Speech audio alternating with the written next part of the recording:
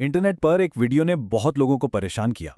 एक अकेला पेंगुइन जो अपने पूरे ग्रोह को छोड़कर अंटार्कटिका के वीरान पहाड़ों की तरफ जा रहा था। आखिर इसमें ऐसी क्या खास बात थी? आइए इस पर बात करते हैं। और यही वो सवाल है जिसने लाखों लोगों को अपने शहर में जकड़ लिया।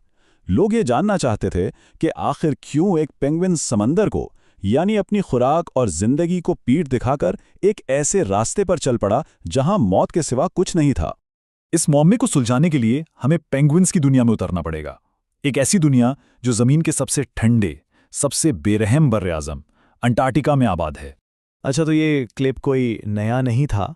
ये दरअसल 2007 की एक बहुत मशहूर documentary encounters at the end of the world का एक हिस्सा था। लेकिन तकरीबन 2 दहाइयों के बाद इसी फिल्म का एक छोटा सा टुकड़ा इंटरनेट पर एक बिल्कुल नया मौमा बनकर छा गया। इस वीडियो को देखकर बहुत से लोगों ने फौरन इंसानी जज्बात से जोड़ दिया। किसी को लगा कि डिप्रेशन है, कोई से तन्हाई समझा, जैसे उसने कोई बहुत गहरा फैसला कर लिया हो। लेकिन असल कहानी इससे कहीं ज्यादा पेचीदा और हैरानकुन है। तो यहाँ एक बहुत बड़ा सवाल पैदा होता है, आखिर पेंगुइन्स ने अपनी नस्ल बढ़ाने के लिए इस जानलेवा सर्दी को ही अपना घर क्यों बनाया?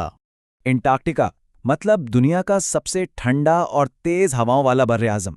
यहाँ दर्जा हरारत -90 डिग्री सेल्सियस तक गिर सकता है। ये इतनी सर्दी है कि अगर आप उबलता हुआ पानी हवा में उछालें तो वो जमीन पर गिरने से पहले ही बर्फ बन जाएगा।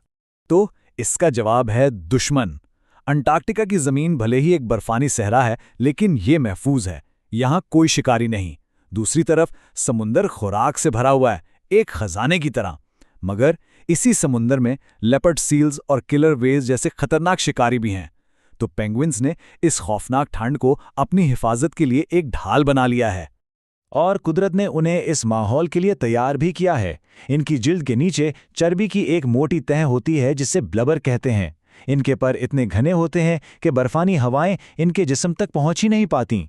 और सबसे बड़ी बात, ये बहुत लंबे अरसे तक भूखे रहने की सलाहियत रखते हैं। लेकिन अंटार्कटिका की इस बर्फानी दुनिया में रहने वाले सारे पेंगुइन्स एक जैसे नहीं हैं। इनकी बहुत सी किस्में हैं और इनके रहने सहने के तरीके एक दूसरे से बिल्कुल अलग हैं। मिसाल के तौर पर एम्परर पेंगुइन को ले लें। इसे दुनिया का सबसे बेहतरीन बाप माना जाता है। नर पेंगुइन 2 महीने तक बिना कुछ खाए पिए -60 डिग्री के तूफानों में खड़े होकर अंडे को अपने पांव पर रखकर गर्मी देता है। और दूसरी तरफ है एडली पेंगुइन। ये घोंसला बनाने के लिए दूसरे पेंगुइन्स के पत्थर चुराने में माहिर होते हैं। ये जानना इसलिए जरूरी है क्योंकि वायरल वीडियो वाला पेंगुइन एक एडली था, जो कुर्बानी के लिए नहीं बल्कि अपनी चालाकी के लिए मशहूर है। तो फिर सवाल यह है कि एक ऐसा परिंदा जो इतना होशियार हो, जो एक एक पत्थर की कीमत जानता हो, वो अचानक सब कुछ छोड़कर एक बेमकसद सफर पर क्यों निकल पड़ेगा? इसके इस गैर मंतकी रवैये का जवाब हमें साइंस देती है, जो हमें सीधा इसके दिमाग के अंदर ले जाती है। साइंसदानों ने इस अजीब कैफियत को साइकोटिक ब्रेकडाउन का नाम दिया है। इसका सीधा साधा मतलब यह है कि कभी-कभी बिल्कुल इंसानों की तरह जानवरों के दिमाग का सिस्टम भी गड़बड़ा जाता है।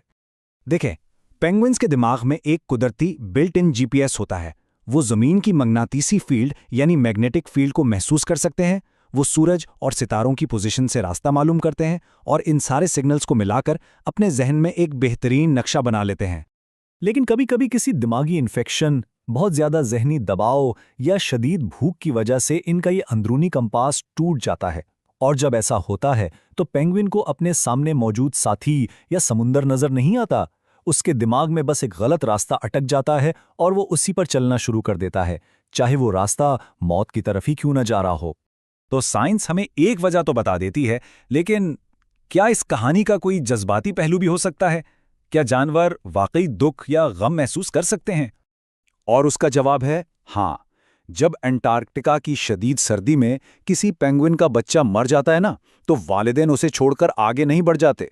वो उसके पास खड़े होकर उदास आवाजें निकालते हैं। और कभी-कभी तो वो इतने गम में होते हैं कि दूसरे पेंगुइन्स के बच्चों को चुराने की कोशिश भी करते हैं। तो क्या ये मुमकिन है कि इस वायरल पेंगुइन ने भी अपना कोई प्यारा खो दिया था? फिल्म बनाने वाले ने इसे रोका नहीं, क्योंकि अंटार्कटिका का कानून बहुत सख्त है। आप कुदरत के काम में किसी किस्म की मुदाखलत नहीं कर सकते।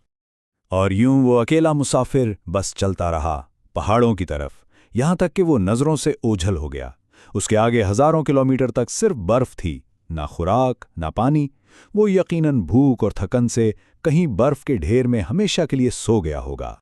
तो आखिर में ये था क्या? दिमाग में पैदा होने वाली एक हयातियाती खराबी जिसने इसका कंपास तोड़ दिया, या फिर ये किसी गहरे दुख का सफ़र था, एक ऐसी मंजिल की तरफ जो खुद उसे भी मालूम नहीं थी। ये कहानी हमें साइंस और जज्बात के बीच एक ऐसे सवाल के साथ छोड़ जाती है जिसका जवाब शायद कभी ना मिले।